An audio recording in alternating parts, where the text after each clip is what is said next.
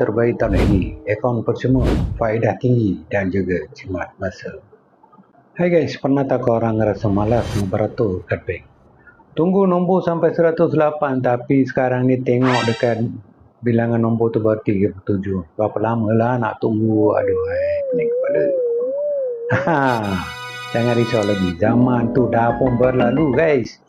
Sekarang ni semua boleh dibuat dari ujung jari saja. Ada aplikasi dah cukup.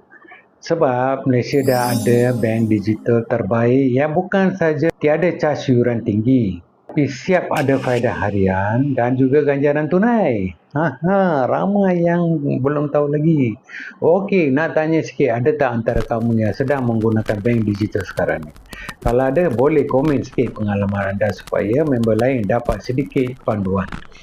Mereka lebih berani sikit lah nak apply untuk bank digital ni. Okey, tanpa